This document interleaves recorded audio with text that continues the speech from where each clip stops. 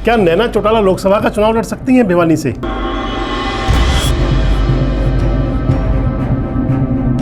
चर्चाएं बहुत दिन से थी।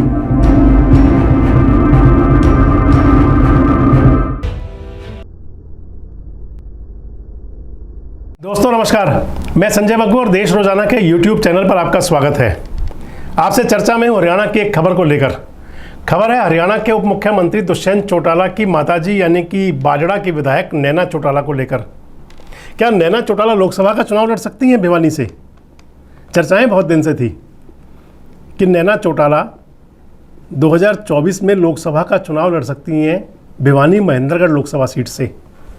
चर्चा यूं ही नहीं थी, क्योंकि 2024 में जो चुनाव होना है लोकसभा का, हालांकि अभी तो एनडीए का हिस्सा बन चुका है जेजेपी, लेकिन अभी तक ये सीटों के बारे में तय नहीं हुआ कि सीटें किस प्रकार दी जाएंगी, कैसे बंटवारा होगा उनका। 10 सीटें हरियाणा के अंदर लोकसभा की और 10 की 10 सीटें बीजेपी ने जीती थी। ऐसे में अगर गठबंधन के अंदर जननायक जनता पार्टी को कितनी सीट मिलती हैं, कौन सी सीट मिलती है, इस पर निगाह सभी की होगी।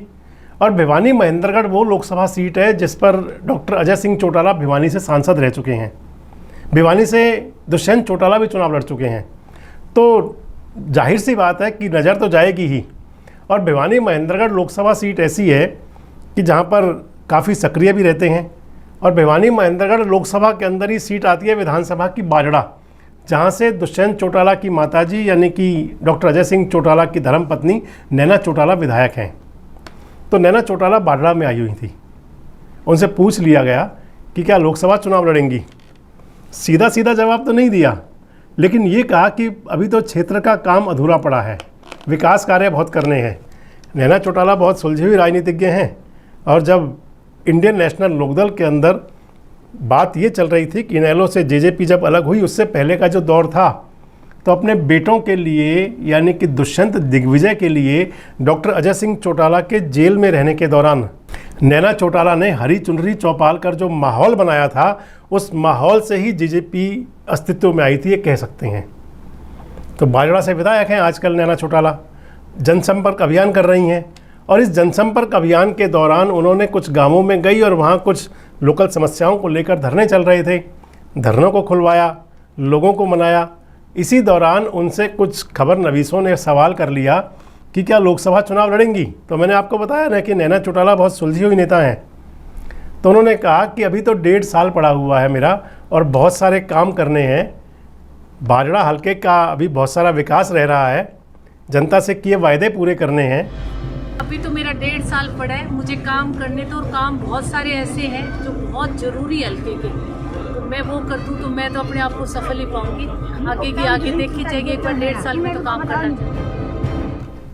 जवाब घुमा फिरा के दिया कि लोकसभा का चुनाव लड़ेंगी या विधानसभा का लड़ेंगी। ये जरूर कह दिया कि बाजड़ा मेरा अपना है, बाजड़ा को नहीं छोड़ूंगी। यानी कि बाजड़ा की जनता ने जो उनको समर्थन दिया था, ये कहा कि बाजड़ा की जनता के साथ जो उनका करार है विकास करवाने का, उसको पूरा करवाएंगी। अब एक बात तो ज़रूर है कि भिवानी महेंद्रगढ़ लोकसभा सीट का हिस्सा है बाजड़ा भी। अगर नैना लोकसभा का चुनाव लड़ती हैं तो भी बाजड़ा के लोगों को वोट डालनी है भिवानी महेंद्रगढ़ लोकसभा के लिए भी, और विधायक का लड़ती हैं तो भी। तो अब नैना जी ने अपने लिए सीधा सीधा ये कह लें कि एक रास्ता खुला छोड़ लिया कि वो पार्टी जो उनकी पार्टी है, जिसके हालांकि हाईकमान भी वो खुद ही लोग हैं, वो तय करेगा कि नैना चौटाला लोकसभा का चुनाव लड़ें या विधानसभा का चुनाव लड़ें। उससे पहले तो ये भी होगा कि क्या जो जेजेपी शामिल हुई है एनडीए गठबंधन की बैठक में, तो एनडीए का हिस्सा रहेगी या नहीं। एनडीए का हिस्सा जेजेपी रहती है तो उनको सीट कौन सी मिलती है लोकसभा की, और अगर नहीं लड़ रहती हैं तो फिर 10 की 10 सीटें खुली हैं उनके लिए, कहीं भी लड़ सकते हैं। तो ये राजनीतिक ऊँट है, किस करवट बैठेगा अभी किसी को नहीं पता। लेकिन जो चर्चाएं हैं ना, चर्चाएं यूं ही नहीं चलती। तो एक चर्चा ये भी थी कि नैना चौटाला क्या लोकसभा का चुनाव लड़ सकती हैं। तो नैना चौटाला ने भी एक कुशल राजनीतिज्ञ की तरह ये कह दिया कि बाजड़ा हल्का मेरा अपना है, यहाँ छोड़ के कहाँ जाऊँगी। दोनों रास्ते खुले छोड़ लिए, विधायक का भी और विधानसभा का भी और लोकसभा का भी। क्या होगा कैसा होगा जब चुनाव डिक्लेयर होंगे, उस समय प्रत्याशी तय होंगे और उस समय कौन कहाँ से चुनाव लड़ेगा तभी सामने आएगा। लेकिन इन सब गतिविधियों पर देश रोजाना की नज़र रहती है और आपको भी बताते हैं कि राजनीति के अंदर क्या कुछ नया हो रहा है। बस आपसे एक वही रिक्वेस्ट कि आप हमारे साथ जुड़े रहें, हमें देखते रहें और हम भी आपके साथ अपना किया वो करार कि आपको जो भी हमें अच्छा बेहतर मिलेगा आपको बताएंगे, आपको बताते रहेंगे। जुड़े रहें हमारे साथ, देखते रहें देश रोजाना। नमस्कार, धन्यवाद।